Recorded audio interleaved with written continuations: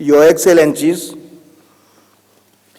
having already done the salutations, let me begin by expressing my profound appreciation to the government and people of the Federal Republic of Ethiopia for the usual warm welcome and the generous hospitality accorded to me and my delegation since our arrival in this historical city of Addis Ababa, which has become our second home.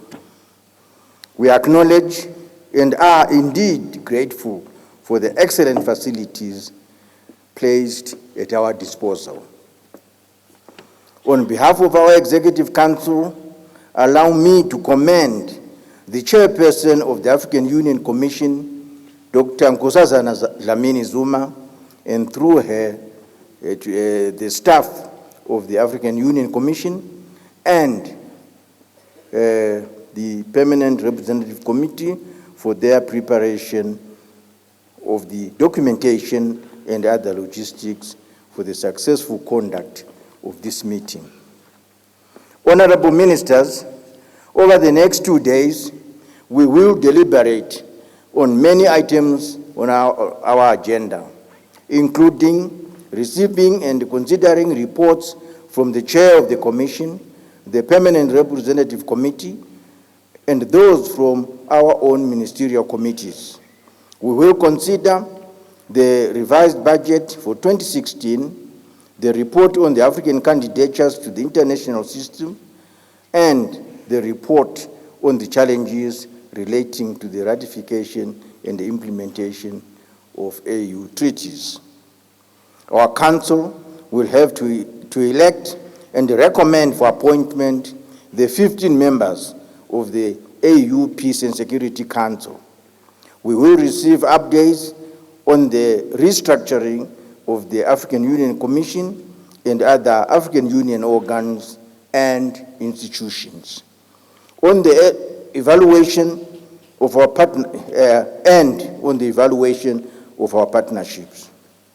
On the agenda and work program of the Assembly, we stand guided by the decisions taken to streamline the agenda and working methods of the Assembly adopted at the last Assembly in South Africa.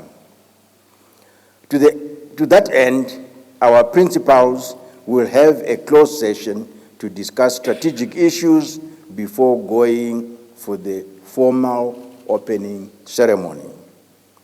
Distinguished delegates, in our quest to achieve the Africa we want, namely an Africa that is, and I quote, integrated, prosperous, and peaceful, driven by its citizens, and representing a dynamic force in the international arena, close quote, we collectively develop a transformative development blueprint, our Agenda 2063, to ensure that we remain on course to achieve the goals as espoused in that blueprint.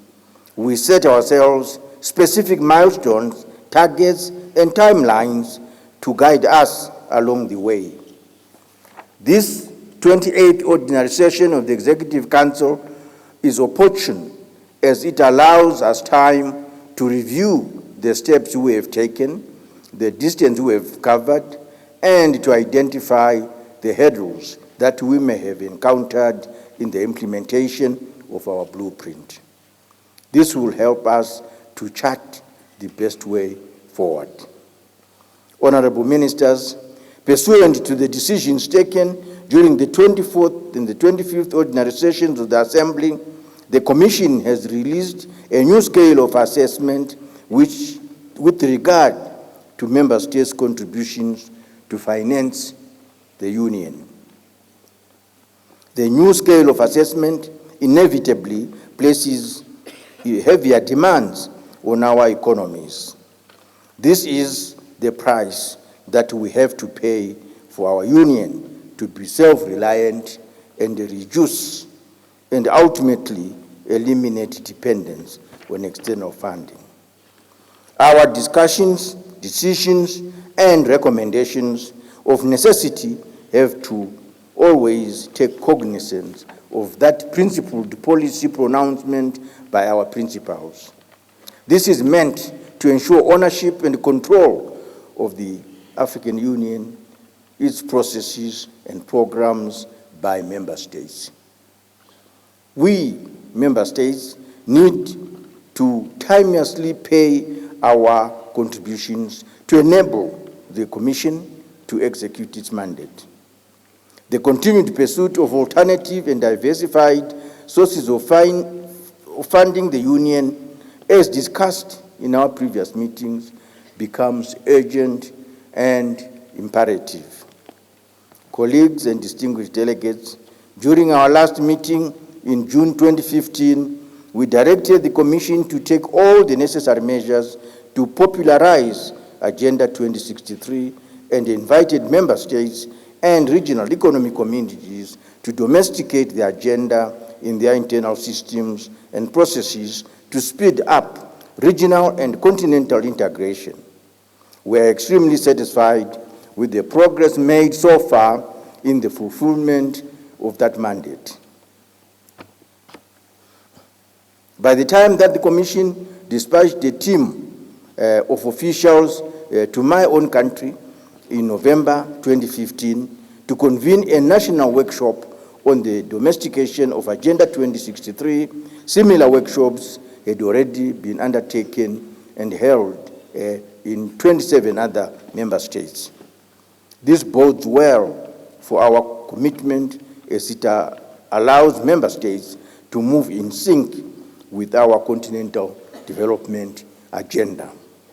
I wish to commend the Commission and those members that have already domesticated Agenda 2063 for their commitment and dedication towards the fulfillment of the African vision. We urge the Commission to engage the other member states that have not yet held the domestication workshops and to help them to do so. No country, indeed, should be left behind. Honourable Ministers, during the course of 2015, our great continent faced several challenges with regard to peace and security. Conflicts in parts of our continent remain a source of concern. At the same time, we have some encouraging developments, including the signature of the IGAD-led agreement to end the conflict in South Sudan. We urge our brothers and sisters in that country to press on with the implementation of the said agreement. The same appeal goes to Burundi and Libya.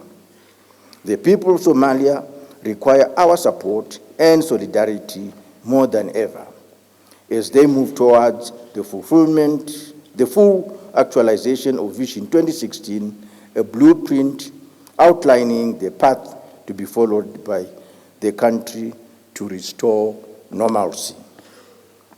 The issue of terrorism has regrettably continued to cause the loss of lives and property. It has also negatively affected the socio-economic development of parts of the continent. We need to unite and fight vigorously to defeat terrorism. An important milestone achieved in the area of peace and security was the successful conduct of the Amani Africa 2 field training exercises, which were hosted by the SADC region in the Republic of South Africa. We are gratified to note that the field training exercises had shown the operational capability of the African Standby Force.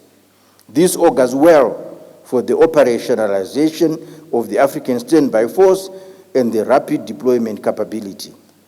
An important step has been made towards finding African solutions to African problems.